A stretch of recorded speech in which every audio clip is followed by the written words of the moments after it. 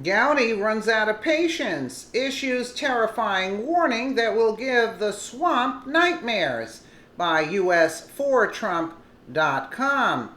Chairman of the House Oversight Committee, Trey Gowdy, goes on the air with Shannon Bream at Fox News. Additionally, he starts naming names regarding the Mueller probe, and it's bad news for them.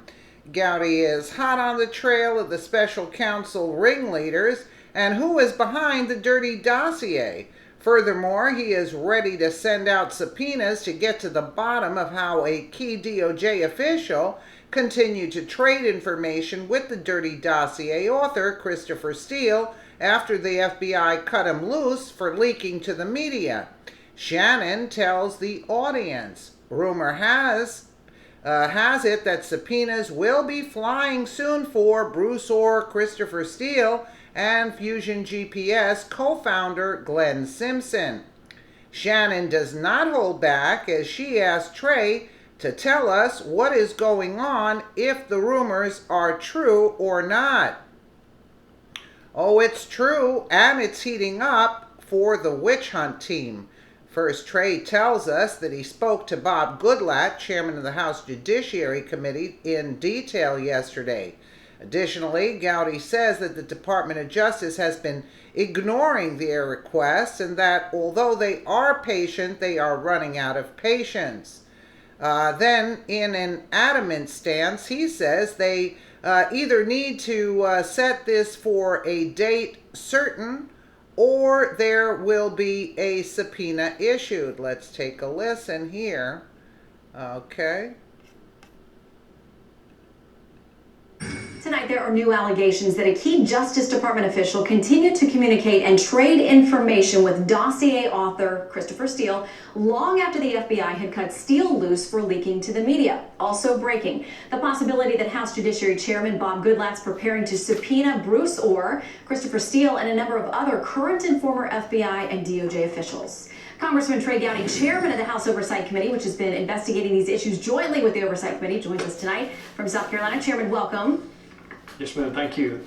All right, I want to talk about some of the new texts that have come to light. These are being reported in The Hill between DOJ official Bruce Orr and Christopher Steele, author of the dossier. This is what The Hill says. Steele asked Orr in the January 31 exchange if he could continue to help feed information to the FBI.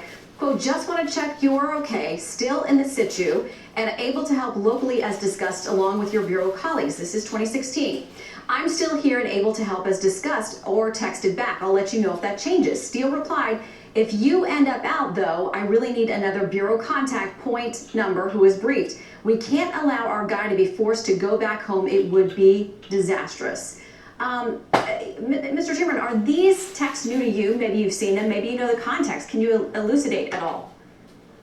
They are not new to me because I'm also on the House Intelligence Committee. I may have been the first member of Congress who actually read these messages, and that would have been in the fall of 2017. They were troubling then. They're troubling now, which is why Chairman Goodlatte and I so much want to talk to Bruce Orr.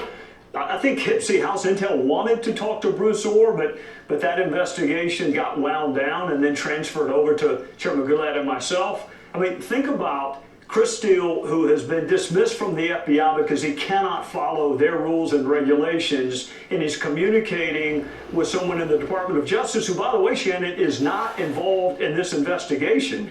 He's an OCDETF, a narcotics prosecutor. So, of course, we want to talk to Bruce Orr, and we also want to talk to Nellie Orr, who, oh, by the way, was working for Fusion GPS, which is the firm that hired Christopher Steele to dig up dirt on Donald Trump. Yeah, do you, and my understanding is the list of names I'm seeing tonight are Bruce Orr, Nellie Orr, Fusion GPS founder Glenn Simpson, other FBI and DOJ officials, current and former.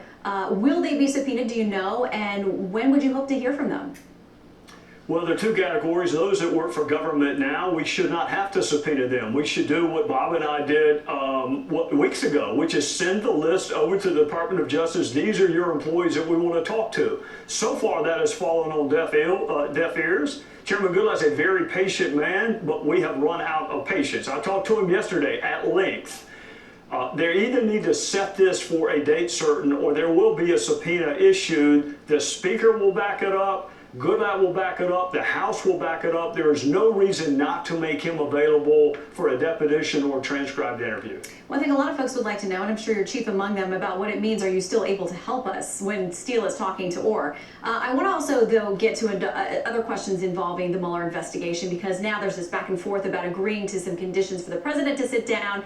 He seems jonesing for the chance to do it. Everyone in the legal world is telling him not to. Harry Littman, a very well-known constitutional lawyer, says this in the Washington Post: enough is enough. It is time to subpoena the president. Mueller's been extraordinarily deferential and patient, while Trump and his representatives engaged in their scarcely credible gamesmanship. It's become increasingly apparent that neither Trump nor anyone in his orbit has any interest in answering Mueller's questions. In a word, they are playing Mueller and in the process playing the country. First, do you think that they will subpoena the president? And second, if it gets to the Supreme Court, how does this go? If they subpoena the president, there'll be a motion to quash, and our grad kids may be having this conversation. It would take a while to litigate it.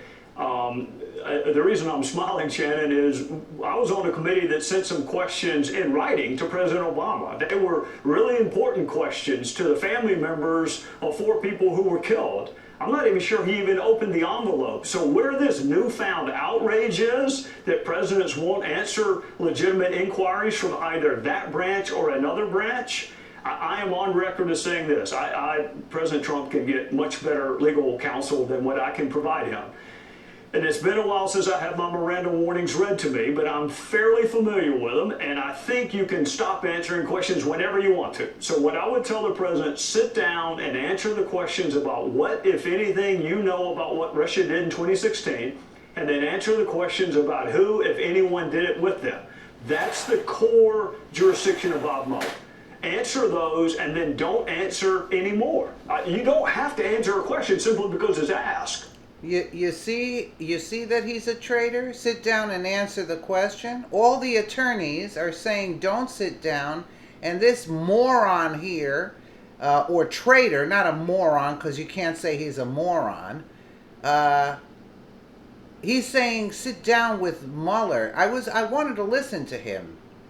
I think the optics of not answering the collusion, conspiracy, coordination questions aren't great.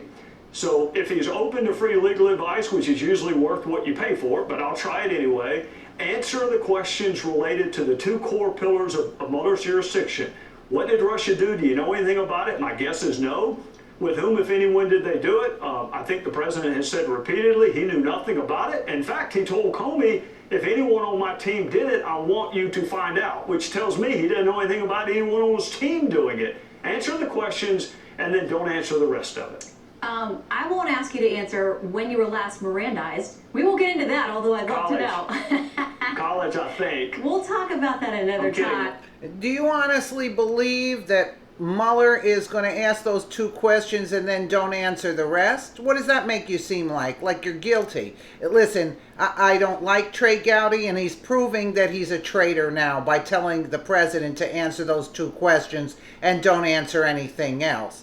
And he's wearing that purple tie again, so that seems like it's bad news anyway. Let me know what you guys think in the comments below, and again, thank you so much for watching.